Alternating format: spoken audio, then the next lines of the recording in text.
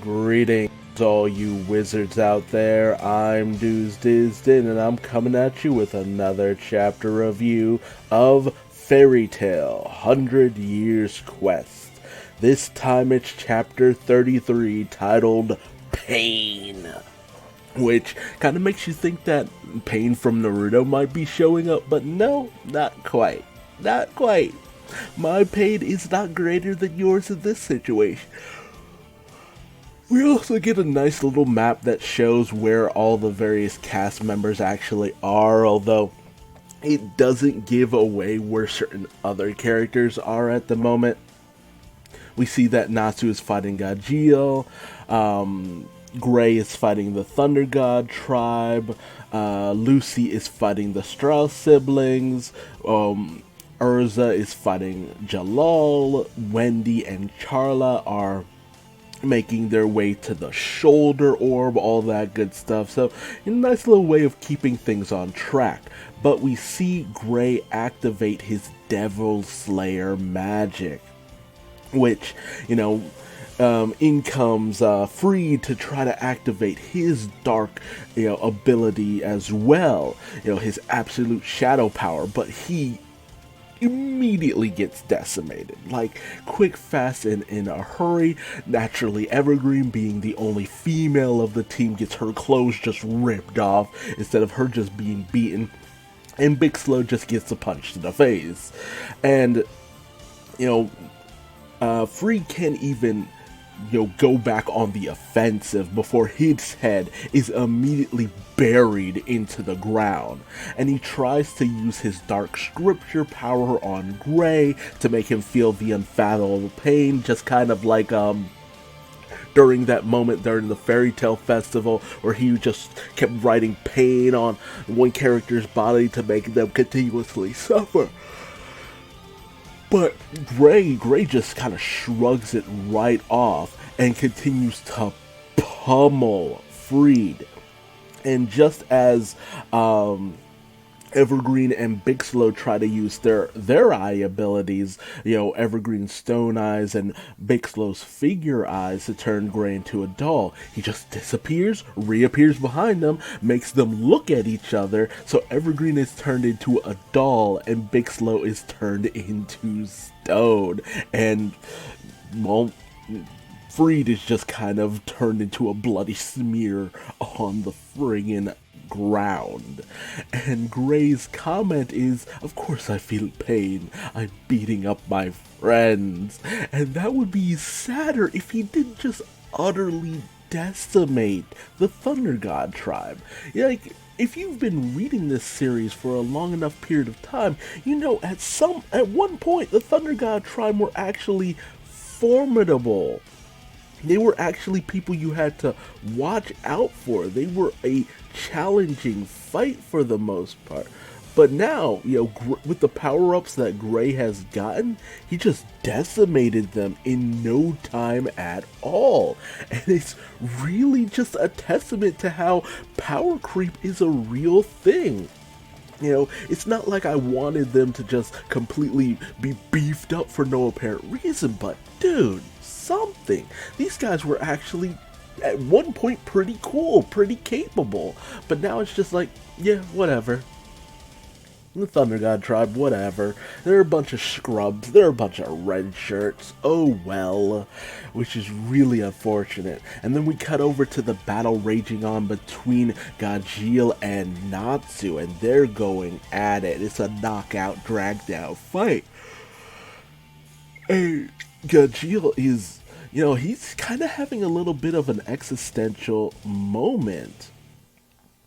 And for the most part, it's, Gajeel is really starting to get bent out of shape about this because he's really desperate not to lose to Natsu again, which I didn't even know he still harbored those feelings with him. I kind of thought he let it go for the most part, but no, he really has developed a complex over the fact that he's lost to Natsu in the past. And before he can continue on fighting, in comes Levi in order to shield Gajeel and to take on Natsu in order to follow the White Doctrine and all that. And naturally, Gajeel doesn't want any help or assistance, but When Levy's just like, oh, I'll fight for your sake and all that good stuff. So in comes Natsu. He's ready to, because he knows he has to beat down everyone. Levy starts sending out her solid squirt bullets. Natsu easily shrugs it off. Levy has not been the most out of control and overly capable fighter, and against an overpowered dude like Natsu, it wasn't gonna it wasn't gonna happen. So he starts to go for a body shot, and Gajeel freaks out. Levy immediately covers her abdomen, and Natsu remembers in a flashback that Levy had told everyone that she was in fact pregnant.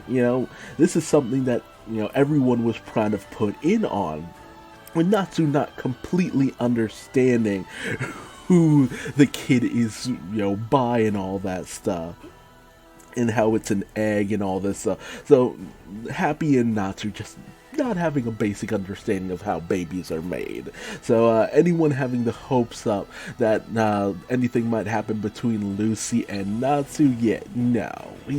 He's even more incompetent than Goku in terms of this kind of stuff. But, Levy was really kind of happy that she was going to be a mother, and well, there's plenty of things that she was worried about.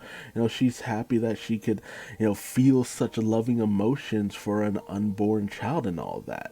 And remembering this, Natsu naturally stops. He doesn't completely understand everything about how babies are made, but he understands that there is a living, innocent thing within Levy that she very much cared for, and would very much be devastated if she lost this baby because of something like this. He's not out to harm an innocent life in terms of this. Although, I won't get into that.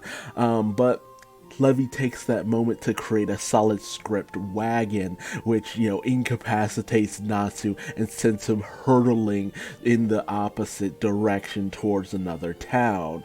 And, well, Levy goes to see about Gajeel, how he's doing. He's not too happy because ultimately, while he was helped, his pride is really kind of been damaged in this moment. And he really starts to break down for a moment, and I feel really bad, and I honestly kind of love this moment because it really shows the depth of character for Gajeel. Something we haven't really seen, just how, passionate he was and still is about, trying to prove himself above Natsu in some way, shape, or form. But it's shown that, with Levy's just like, look, that doesn't matter, because to me, you're still the best. And that is just a sweet moment. It really just shows how much they care about each other. You're about to have a child, and that's the only thing that matters at this moment. You, the person you love, and the life you've newly created. Meanwhile, speaking about relationships, we cut back to Urza and Jalal still in pitched combat. Jalal is flirting up a storm with Urza, and it is completely throwing her off. He's just not able to deal with Jalal, which was, ultimately the whole reason why she couldn't take him on in the Tower of Heaven. Like, Urza easily would have beaten Jalal, I feel, in that fight, but because she just has such strong feelings towards him, he is her biggest weakness out of everything. We then cut to the right-hand town where Wendy and Carla have made their way. They stumble upon Warren, Max, Nob, and Alzak, all as well as Lockie and Abel and Lockie, all kind of tied up in these weird webbing kinds of things. And it just, Wendy's just like, wait, they've already been taken out. What is this weird sticky substance they're attached to? And then we see an enemy above, this spider-like looking creature, who is known as, we will come to know as Nabal, sticking to the ceiling and calling out to Wendy as new prey. So Wendy's in a bit of a pickle by a new unknown enemy. And we'll just have to wait and see what this enemy has in store for Wendy and why he's even here. But let's focus more on that showdown between Natsu and Gajeel. And even Gray versus the Thunder God tribe. And it's come to show that despite the fact that Gajeel has gotten more, gotten stronger, he's gotten more capable, he still was kind of starting to lose to Natsu. He was kind of at the end of what he was able to do, which really makes you wonder. It's just like, who was actually holding back in this situation? Was Gajeel going all out? Was Natsu not really putting in everything that he had? Was it right that Gajeel felt like he wasn't powerful enough to take on Natsu? Or do you feel that with enough time, Gajeel could have actually pulled out the win? And what do you feel about the Thunder God tribe? Are you okay with the fact that Gray was able to take him down because of his Devil Slayer magic? Or do you think that he should have at least struggled a little bit more? Do you feel like the Thunder God tribe should have been more of a challenge, and you're disappointed like I am that they didn't seem to really pose much of a threat?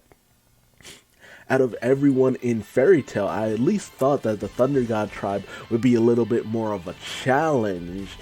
I figured he'd beat them, but I expected a little bit more of a fight in terms of their showdown, which is disappointing to me, but what can you do?